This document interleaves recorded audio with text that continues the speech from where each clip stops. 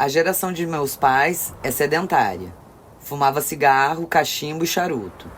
Bebia um whiskinho para relaxar, quando chegava do trabalho. Não sabia como agia o colesterol. Talvez não temesse a velhice e a morte como nós. Hoje, o corpo resiste bem à degradação natural. O cérebro não. Conseguimos enganar o envelhecimento com dietas, vida saudável, sem abusos ou vícios. Avanços da medicina, drogas para o humor, a pressão, a gordura e o açúcar no sangue. Não conseguimos enganar o cérebro. Minha mãe tem uma saúde invejável até. Nunca fica ou ficou doente. Era magra. Era advogada atuante. Lia sem parar. Fazia tudo a pé. Andava de metrô. Nadava no mar de Búzios. No entanto, já acusaram os adoçantes artificiais.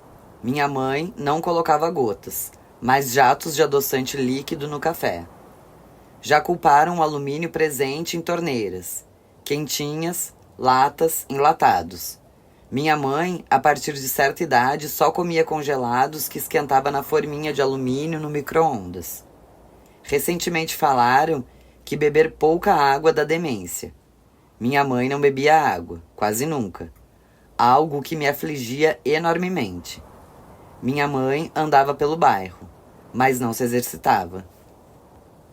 Meus tios tinham entre 30 e 40 anos quando dei os primeiros passos naquela fazenda. Nunca os vi se exercitarem. Não os vi nadando, cavalgando ou remando. Nunca vi nenhum adulto com roupa de ginástica se alongando para dar uma corridinha. Só a criançada corria solta, alucinada. Meus tios não saíam do sofá. Alguns acham que o mal de Alzheimer aparece em alguém com um trauma profundo. O da minha mãe não tem fim. Se os pacientes com a doença tivessem capacidade cognitiva e de mobilização, logo se uniriam contra o nome dela, que passa uma imagem negativa: o mal de Parkinson, o mal de Alzheimer. Toda vez que alguém diz, sua mãe tem mal de Alzheimer, eu corrijo. Ela tem Alzheimer, não mal de Parkinson. Empurro para outros o substantivo, uma prova de desunião dos maus, uma maldade contra aqueles que têm Parkinson. Tá, não mal de Parkinson, não mal de Alzheimer. Não tem nada a ver. Apesar dos dois ocorrerem em ligações nervosas do cérebro. Curioso como não se diz mal de câncer, mal de distrofia muscular, mal de gripe, mal de alergia. Mas Parkinson e Alzheimer são um mal, como o mal de Crohn, a doença de Crohn, inflamação crônica no intestino. O Manual Diagnóstico e Estatístico de Transtornos Mentais, elaborado pela Associação Psiquiátrica Americana, separa os transtornos mentais por substâncias, esquizofrenia e psicóticos, do humor, ansiedade, factícios, dissociativos, sexuais e de identidade de gênero, de alimentação, sono, controle dos impulsos, de adaptação e personalidade. São mais de 390 abusos, demências e transtornos com códigos e diagnósticos. Alguns você conhece, como toque, voyeurismo, de aprendizagem, síndrome de Asperger, pedofilia, bipolaridade, ejaculação precoce, exibicionismo, masoquismo, anorexia, bulimia, cleptomania. Alzheimer está no apêndice F. É um transtorno. Não tem data exata para se manifestar, nem motivos visíveis. Detecta-se através da ressonância magnética do cérebro. Não tem cura. Pode-se viver anos com a doença. Cometas da memória. Mais uma vez estávamos no metrô, em 2005. Eu, minha mãe, de novo com minha irmã Veroca. Descemos no Trianon MASP. Era dia de parada gay. Não sabíamos a dimensão que aquele evento teria anos depois no Brasil. Eram dezenas de milhares de pessoas na época. Ficamos na calçada da Avenida Paulista, na altura do prédio da Justiça Federal. A maioria dos militantes e ativistas vai no chão. É festivo. É agregador, é político. Por ser político, lá estávamos nós. Me surpreendeu que minha mãe quisesse ir. Não sabia que a intolerância e a causa a mobilizavam. A parada é conduzida por trios elétricos, alguns patrocinados por boates de todos os gêneros. Percebi que uma dezena de gogoboys, do alto de um carro, acenava para nós. Olhei ao redor. Era na nossa direção que acenavam. Então reparamos na minha mãe. Ela acenava para os carros alegóricos, com strippers dançando uma música de boate, pancadão. Ela acenava, eles respondiam. Ela chorava. Acenava e chorava emocionada, enquanto eles mandavam beijos e rebolavam. Foi das poucas vezes que a vi chorar. Minha cabeça não encontra uma explicação razoável para isso. Talvez nem ela conseguisse explicar. É daquelas peças que o Alzheimer apronta e que sempre surpreende. Doença que não afeta apenas a memória, mas embaralha emoções. Enaltece desagrados que não existem. Muda o humor até do mais calculista dos matemáticos. Minha mãe formou uma família de classe média burguesa do mundo ocidental do pós-guerra. Não tinha amigos gays. Não assumidos. Só anos depois, uma amiga sua se tornaria lésbica militante. Minha casa tinha empregada, e a empregada, ou babá, passava mais tempo com os filhos do que ela. No final dos anos 60, enquanto a revolução sexual transformava as mulheres e as relações, ela andava entediada com a carreira de dona de casa, sempre bonita, à espera do seu Don Draper, que não era um publicitário alcoólatra, de Mad Men, mas fumava tanto quanto, ou mais. Queria uma mulher sempre bonita à espera, com os filhos na cama, uísque com 3 pedrinhas de gelo e a janta pronta. Quando, por sorte, Dom podia sair, ligava para minha mãe, Beth, e avisava do jantar de negócios, do compromisso na casa de um amigo, da peça de teatro, do show, do jazz, do restaurante novo, do carteado. Era para ela ficar bonita. Ele passaria às 8 para pegá-la, e ela ficava bonita. As viagens do casal para fora do Brasil duravam meses. Ficávamos com as vovós. Dom tinha orgulho de sua Beth, social, elegante, com bom gosto, culta, que costurava as próprias roupas e as dele, inclusive ternos, um hobby do qual nunca abriu mão, e que falava francês melhor do que ele. Meu pai viajava demais, figura sempre ausente. Minha mãe me educou sozinha. Isso é bom? Ruim? Não sei. Ele chegou a temer que eu ficasse afeminado. Me tirou de uma escola construtivista alternativa do bairro, em que estudavam os filhos dos seus amigos, em que me conheciam pelo primeiro nome, apelido, e me matriculou numa escola pública na Praça da República, em que me chamavam pelo sobrenome, quando me chamavam, frequentada por uns 2.000 alunos com o mesmo uniforme. Mas a qualidade do ensino público decaía na proporção em que a ditadura se firmava. Não fiquei afeminado nem mimado. Fui mal alfabetizado. Virei um aluno desinteressado. Minha mãe me confessou que ficou furiosa com tal decisão, mas não podia com a teimosia do meu pai. Chegou a me levar nas primeiras vezes. Atravessávamos a rua de mãos dadas, eu em pânico, e ela me acalmando. Chegou a fazer um reforço em história e em português, ao perceber o ensino defasado, comparado ao das minhas irmãs. Sofri naquela escola, mimado, o menino da casa, o queridinho da casa. Desde pequeno me fascinava o rico mundo das minhas irmãs, o mundo feminino, os detalhes, os aromas, as cores e penduricalhos. Minha rotina era envolta por perfumes, delicadezas e mimos. A família acordava com o mesmo toque do despertador. Minhas irmãs estudavam de manhã. Eu estudava de manhã em São Paulo e à tarde no Rio. Como se eu estivesse na coxia de um teatro de revista. Assistia ao corre-corre das 4 irmãs matriculadas no rigoroso colégio religioso. Enquanto meu uniforme era um short azul de brim, uma camiseta com o logo da escola, um par de sapatos pretos, dos mais fajutos, com meias brancas até as canelas, elas tinham que lidar com um vestido de brim pesado, torsal, laço, faixa e uma cruz pendurada. Uma ajudava a outra a guarnecer e amarrar a cintura. Usavam meias, roupas de baixo, sem contar a maquiagem, um encaixe de grampos, brincos, pulseiras e anéis, além de adornos com nomes estranhos, como piranha e tiara. Havia trombadas no corredor, brigas. Mãos disputavam peças do figurino, empurra-empurra.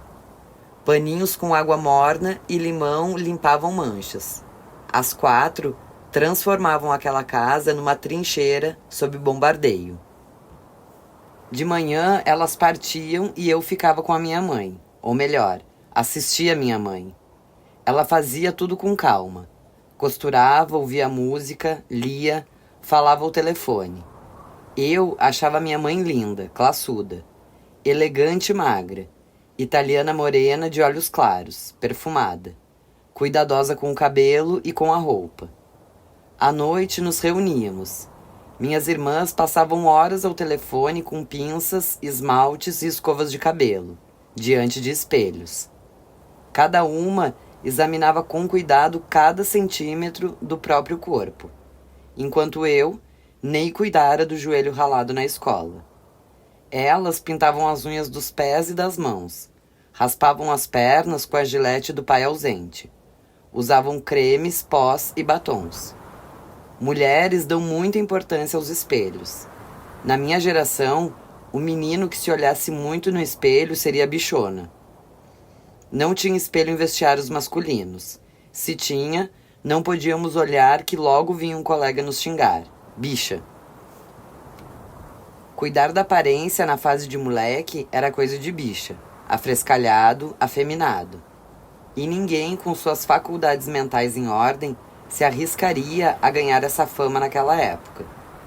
Enquanto eu apenas chacoalhava a cabeça ao sair do banho, como um cão vira-lata saindo do mar, elas enrolavam com destreza a toalha na cabeça, antes de usarem o secador.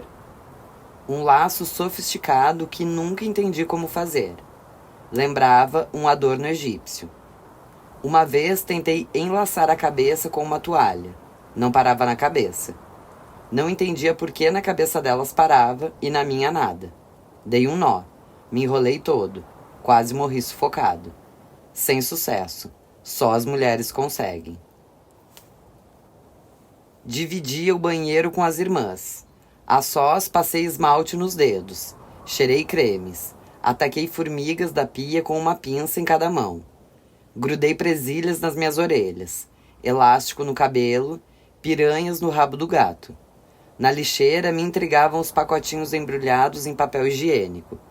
Abri alguns deles e observei maravilhado o sangue escondido proibido.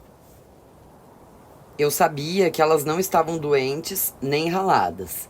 Ninguém me explicou o significado daquele sangue secreto, pedaço do misterioso mundo feminino. Vi no banheiro um sutiã. Os dedos percorreram o tecido delicado. Examinei a intrincada engenhoca e armação de alças, presilhas, elásticos e um fecho. Que sofisticada obra de engenharia é o sutiã. Fiz dele um estilingue. Depois de me certificar de que a porta estava trancada, experimentei por cima da roupa. Percebi o quanto é inoperante o fecho. Senti as alças apertarem os ombros, o tecido segurar algo que faltava. A armação dificultar os movimentos dos braços. Olhei de novo no espelho e ri. Agora sim, eu estava comprovadamente embichado. Colégio público é pouco, escola militar. Vi durante a vida minha mãe se arrumar, desfilar, ir e vir do espelho, ir e vir do banheiro, testar combinações, se maquiar, se pentear. Tinha um andar elegante. Ensaiava passos de dança pelo quarto. Eu gostava do jeito que ela dançava. Tudo no passado. Quando meu pai me colocou na escola pública, na Praça da República, o queridinho da casa, de repente, virou um anônimo uniformizado, solitário, cercado por crianças que usavam o mesmo terno desconfortável e antiquado. Encontrei uma saída. Minha avó paterna, Cessi, animada carioca de nascimento, morava em frente à escola, na Avenida Ipiranga com a São Luís. Eu fugia da escola. Pedia para um pedestre me ajudar a atravessar a avenida e passava a manhã dançando Roberto Carlos com a velhinha de cabelo azul. Conheci os penduricalhos de outra geração, como cintas ligas e anágua. Brinquei com joias pesadas. Dancei em sapatos altos. Me cobri com um casaco de pele e fingi ser um animal selvagem, atacando a governanta da casa. A visita virou rotina.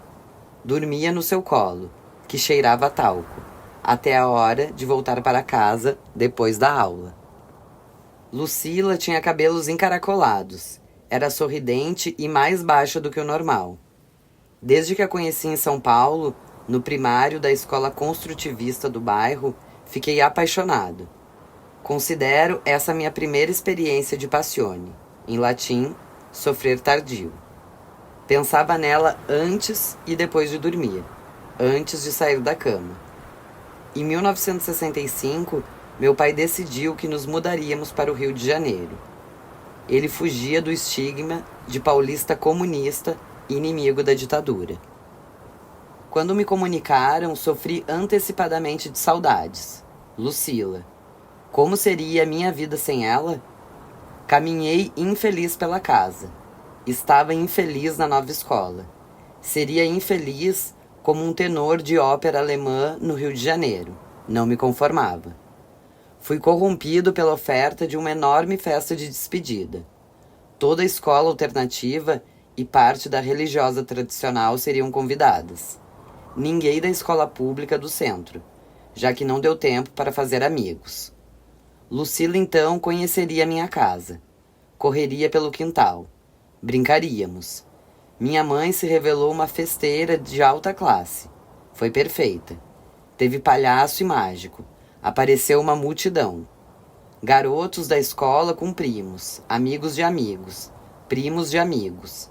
A casa térrea, com um grande quintal em que morávamos, no Pacaembu, parecia uma quermesse. Eu nem sabia que tinha tantos amigos. Era difícil se locomover. Não encontrava a minha paixão. Me lembro de que, num certo momento, fui para a garagem, sufocado, estressado. E lá tinha uma enorme mesa de autorama. E ela apareceu, com aquele cabelo dourado, cacheado, com molas. Ficamos conversando. Não fomos ver outro número do palhaço. Passamos alguns minutos, que na memória pareceram o dia inteiro, na garagem.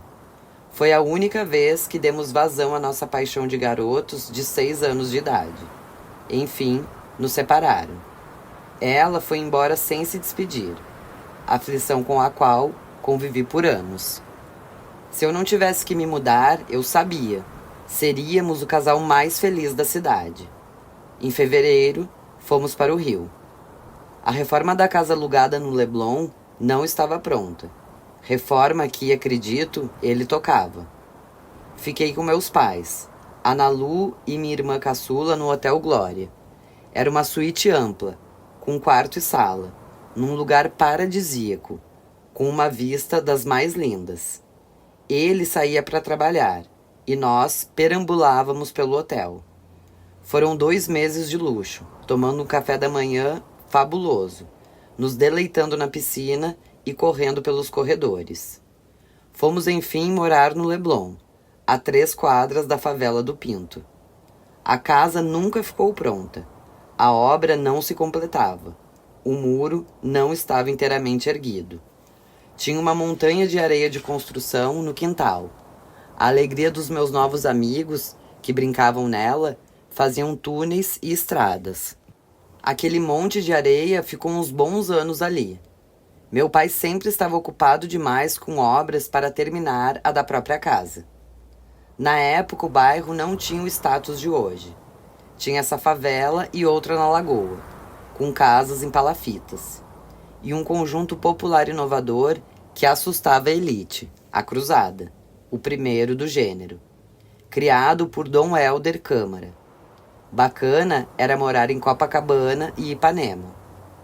Jogávamos futebol na rua. Eventualmente, o jogo era interrompido. Olha o carro. A regra era parar imediatamente.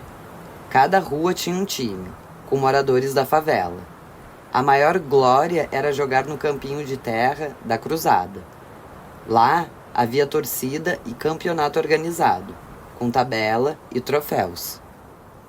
Minha rotina era de uma paz que nunca mais encontrei. Vivia na ex-capital do país, mas era como se eu estivesse numa vila pacata. Aos 8 anos eu pegava ônibus para ir à escola.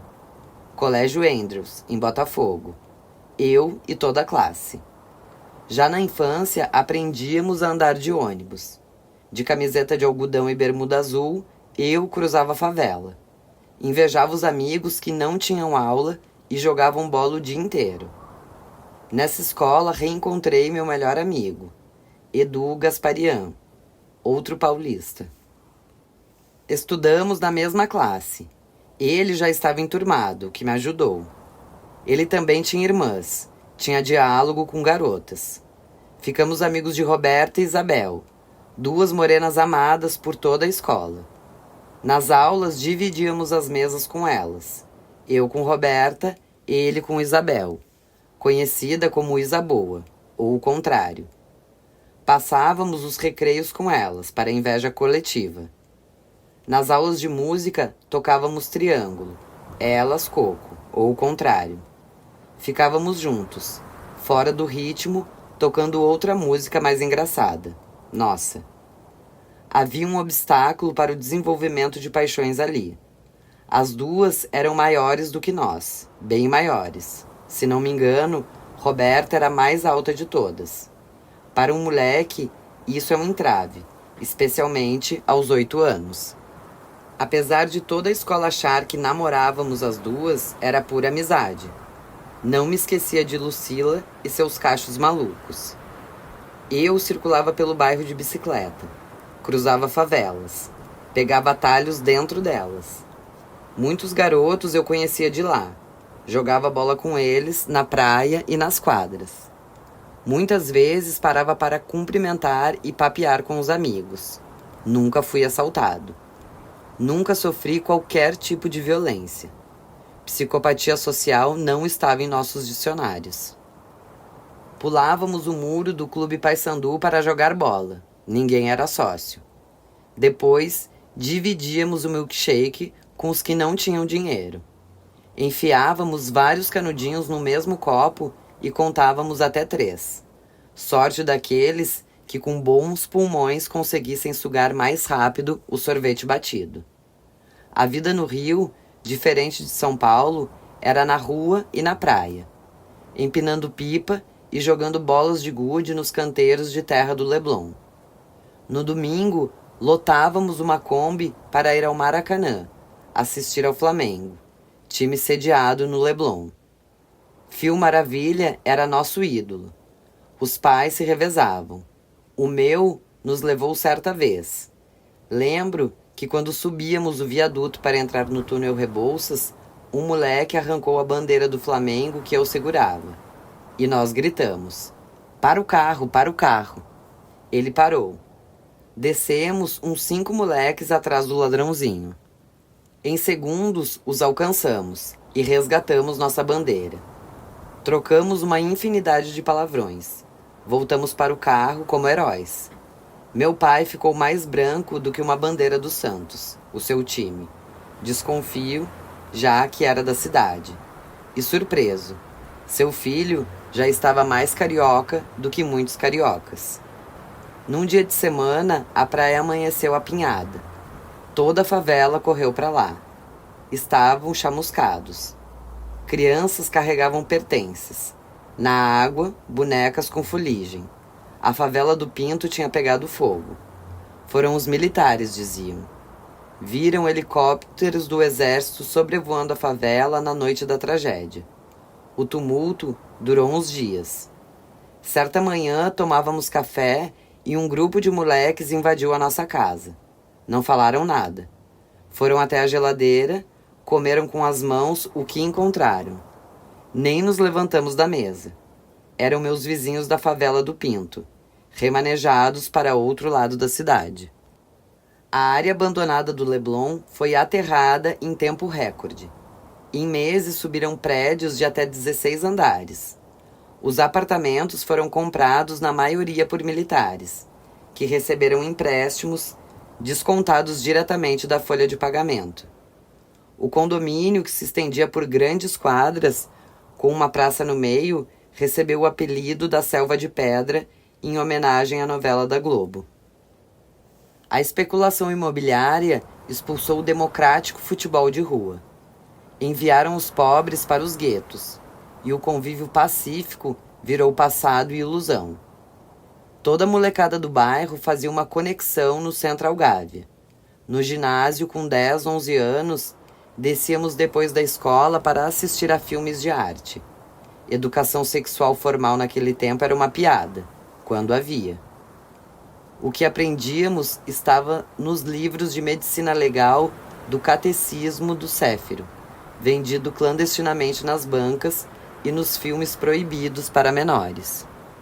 Instalado na rua Jardim Botânico, na rota dos ônibus que vinham de Botafogo, o Cinema Floresta, inaugurado em 1922, que em 1960 mudou o nome para Jussara, educou uma geração. Não sabíamos a diferença entre Nouvelle Vague e cinema novo, nem que aquelas imagens causavam uma revolução na linguagem. Não guardávamos os nomes dos diretores. Lotávamos a sala, garotos das escolas da região, pois o porteiro não pedia carteirinha e queríamos ver mulheres nuas. Não era pornografia, era arte. Talvez o hábito tenha formado uma geração de cinéfilos. Muitos sonharam com Norma Bengel, nua em pelo, correndo na direção da câmera, numa praia deserta, como se suplicasse pelo nosso carinho. Cena inesquecível. O primeiro nu frontal do cinema brasileiro. De Os Cafajestes. Tônia Carreiro. Norma, Joana Fon, Odete Lara, Leila Diniz foram nossas primeiras musas. Admirávamos os filmes italianos com aquelas mulheres com curvas, decotes, lábios grossos. Os franceses com suas lindas atrizes, despodoradas, que não se intimidavam diante das câmeras e ainda por cima ganhavam prêmios. Sonhávamos com as personagens volumosas e pálidas de Fellini. As incongruências do regime se ampliaram. Ele endurecia e censurava. Empastelava e prendia. Proibia peças e livros, mas não a pornochanchada, na carona da revolução sexual. Na TV, Lucélia Santos botava nossas mães para chorar no dramalhão Escrava Isaura. Na sala do cinema cheio de baratas, nos apertávamos para vê-la nua em Já Não Se Faz Amor Como Antigamente. Os nomes provocavam a imaginação. Eu Dou o que Ela Gosta ou o clássico A Ilha das Cangaceiras Virgens. Quando passei para o ginasial do Colégio Andrews, mudamos de prédio. Praia de Botafogo. Um prédio tombado, antigo, bonito. Recepcionamos novas turmas e conheci Carla, loirinha enigmática, linda como a vista do Pão de Açúcar pela janela da sala de artes. Era do meu tamanho e nutri por ela uma paixão secreta. Quando ela passava, eu tinha taquicardia. O acanhamento era na mesma proporção da minha admiração. Nunca ouviu a minha voz. Puro amor platônico. A maioria de nós compreendia o que significava amor platônico e já viver o seu. Idealizar uma garota e sofrera por causa de uma timidez revoltante, comum na idade, apesar da maioria não ter ideia de quem foi Platão, nem de que seu amor foi definido bem depois.